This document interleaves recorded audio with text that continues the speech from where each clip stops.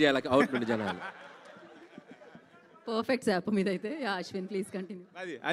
అది శాపమా డార్లింగ్ వాళ్ళకి? My darling, my brother, my partner, నాకు చాలా చాలా ఇష్టం.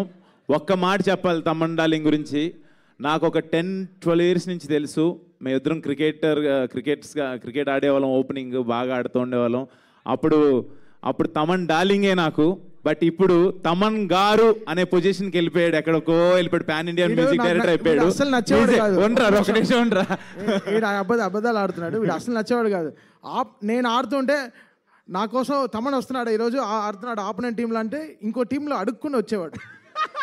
వాడు బౌలింగ్లో నేను కొట్టాలి అని అలా స్టార్ట్ అయింది. యాక్చువల్ గొడవలు చెప్పుంటారా నీకు నా గురించి? ఆ గొడవల్లో స్టార్ట్ అయింది.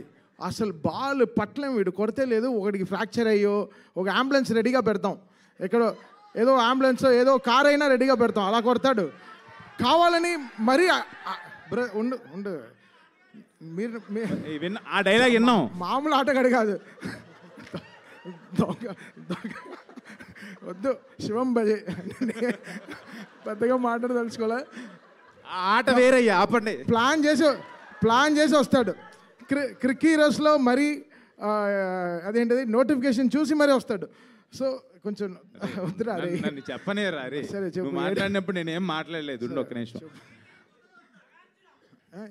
లాస్ట్ డైలాగ్ అర్థం కాలే, పర్వాలేదు ఏదో అన్నావు. ఓకే. గ్రీజు దగ్గర గుంటతో అవుతానంట. మళ్ళీ ఏదో వేరేలాగా అనిపిస్తుంది. చెప్పు. లేదు అంటే మేము డార్లింగ్ అవును పడతాడు. ఫైనాన్షియల్ డిస్ట్రిక్ట్లో నీళ్ళు కూడా వచ్చింది తవ్వి.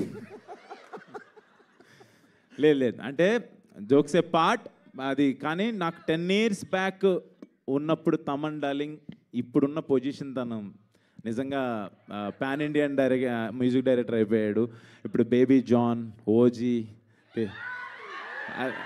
అంటే తన హార్డ్ వర్క్, తను ఏంటి, ఎలా ఉండేవాడు, ఏంటి, ఎలా తను ఏం నమ్ముకున్నాడు, ఈ స్థాయికి ఎలా వచ్చాడో నాకు దగ్గరుండి నేను చూశాను. వాడికి దిష్టి తగలకూడదు, 100% తగలదు. ఇంకా పెద్ద పొజిషన్కి వెళ్ళాలి. ఒక నిమిషం ఉండరా రే, ఇంకా మంచి పొజిషన్కి వెళ్ళాలి. ఈ పొజిషన్లో ఉండి కూడా నేను తమన్ గారు అని అనలేను, ఎందుకంటే నాకు అంత క్లోజ్, నాకు చాలా చాలా ఇష్టం. My lovely darling. వాడు అన్నా నాకు చిరాకు వస్తుంది. తట్టుకోలేవు వీడు యాక్టింగ్ గ్రౌండ్లో కూడా. ఎందుకంటే లవ్ యూ డార్లింగ్. పిలవంగానే వచ్చావు. రాత్రి 2:30 వరకు షూటింగ్లో ఉన్నాడు. అయినా పొద్దున్నే నేను చెప్పంగానే వచ్చావు. Love you darling. Thank you so much. And మన మాస్కా దాస్, ఇండస్ట్రీ మాస్కా